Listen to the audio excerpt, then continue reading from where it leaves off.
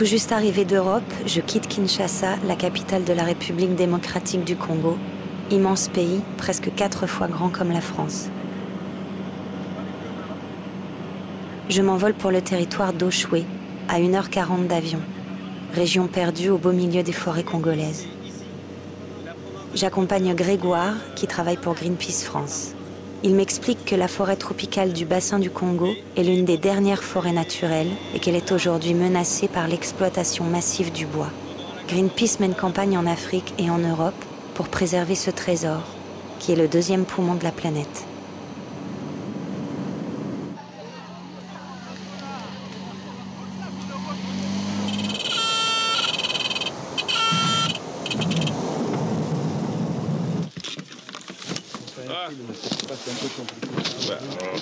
Bonjour. C'est qui?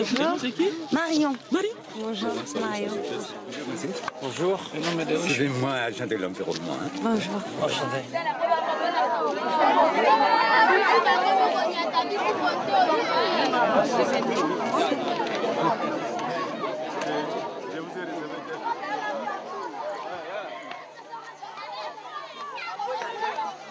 J'ai l'impression d'avoir atterri dans un village, mais la ville d'Oshwe compte 40 000 habitants. Il n'y a ni eau courante, ni électricité. C'est l'unique ville importante de ce territoire, recouvert d'une forêt aujourd'hui en danger.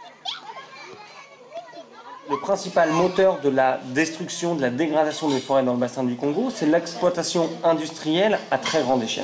Il y a très peu d'arbres qui sont coupés par ce type d'exploitation, donc il reste la majorité des arbres. Par contre, on a pris les arbres qui ont le plus de valeur économique. Mais pour aller prendre ces 2 arbres, on est obligé de faire une grande route, ensuite des routes à peu près tous les 2 km, et ensuite des toutes petites routes qui rentrent dans la forêt.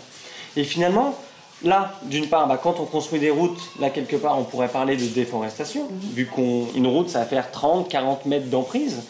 Mais surtout, la route c'est la porte d'entrée pour d'autres usages destructifs de la forêt. Derrière. Dont le braconnage des bonobos, des gorilles, des éléphants. Dont le braconnage des grands mammifères et aussi tous les petits mammifères qui sont moins iconiques. Ça va être des gazelles, des cochons et toutes les autres espèces de singes.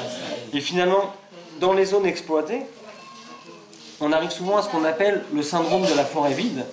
C'est-à-dire que la majorité de la grande faune finalement a disparu.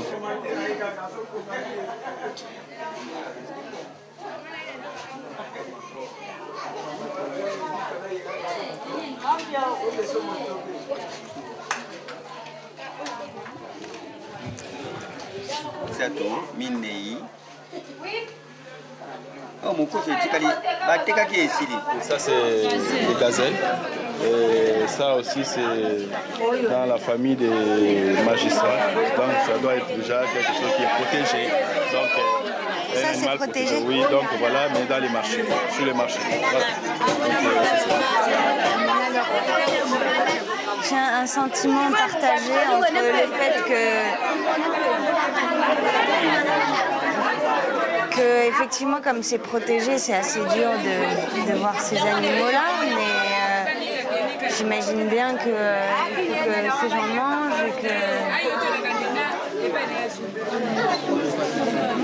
et que donc ils chassent ce qu'ils trouvent.